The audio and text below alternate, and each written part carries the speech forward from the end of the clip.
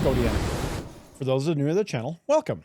I've been playing Dungeons & Dragons and other tabletop RPGs since 1984, so yeah, a pretty long time. You're old. For this video, I wanted to share some more tips for game masters who found a table and are now getting into more world building, adventure writing, running games, etc. If you've not watched my first video, you'll find links to it down below. And if I figure out how to add things to YouTube videos, I'll embed it somewhere here around here as well. I was saying balloons. From the massive scope of world building, let's get into a little more focused on what you'll be doing week to week with your group. Adventure writing. We're on an adventure. The story that you weave for your players to delve into. Running an adventure for tabletop RPGs involves crafting an engaging and immersive experience for players. Here are some basic things to consider when creating adventure. First, conceptualize the adventure. Start by brainstorming the idea for your adventure. Consider themes, settings, and overall goals. Plan?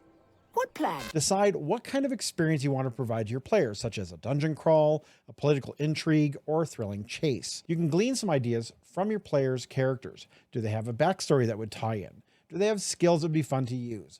Having a good hook is vitally important. Second, define the objectives. Determine the main objectives or goals of the adventure.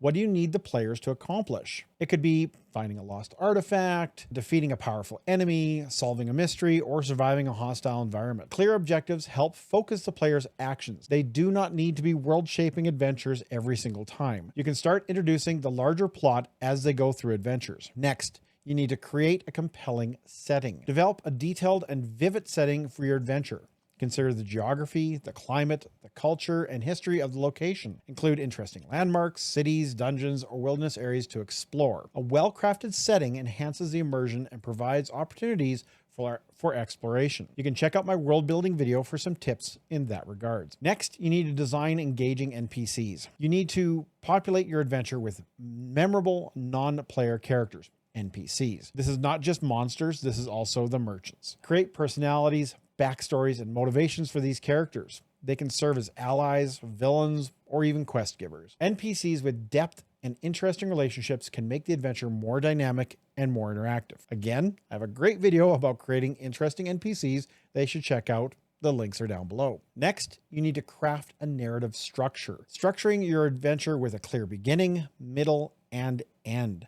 You need to establish a hook and an enticing incident to draw your players into the story. Ooh, a piece of candy. You need to introduce challenges, obstacles, and plot twists to maintain player engagement. You need to provide opportunities for character development and decision making. In our LARP writing, we always started at the end. Where do we want the players to end up? Then we started working kind of backwards to see how things led up to that ending. I find having an end point and then a start point allows me to fill out a middle much easier. Next, you need to plan encounters and challenges.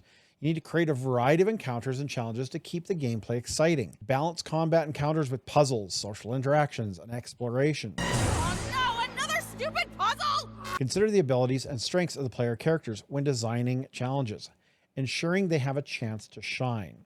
I have another video about how to punch up encounters. It's almost like all these things are all linked together.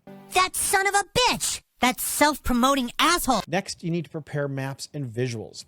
If your adventure involves specific locations or encounters, create maps or visual aids to help the players visualize the environment. This could include battle maps, handouts, or illustrations. Visual aids add clarity and immersion to the adventure. You can find map resources easily online. There are tons of content creators out there that sell or give away things such as maps. If you're not an artist, like I am not, use the resources you can. Content creators really appreciate that kind of support. Next, allow player agency. Give players meaningful choices and opportunities to shape the story. Avoid railroading and embrace improvisation. I'm improvising. Create branching paths or multiple solutions for problems. Player agency encourages engagement and investment into the adventure. This can involve a lot of improvisation for you, and as the players will inevitably start going off the rails, and you need to kind of pull them back with some creativity. Next, provide rewards and consequences. Offer meaningful rewards for completing objectives and overcoming challenges. This could be experience points, treasure, new abilities, or story-based rewards. Give it a guess!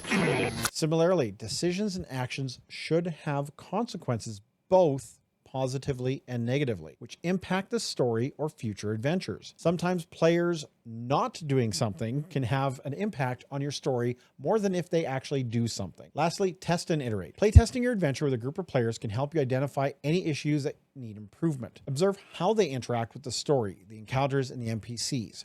Collect feedback and make necessary adjustments to enhance the overall experience. And normally this is called a slot 0. This is more for if you plan to release your adventure for sale or mass consumption. Normally this is something not needed for a homebrewed game. Now, if you remember these basics, they serve as a foundation, and the specific details on your adventure will depend on the RPG system, the preferences of your players, and your own creative vision. Flexibility and adaptability are key, as players' choices and actions may lead the adventure in unexpected directions. Well, that's it for this one.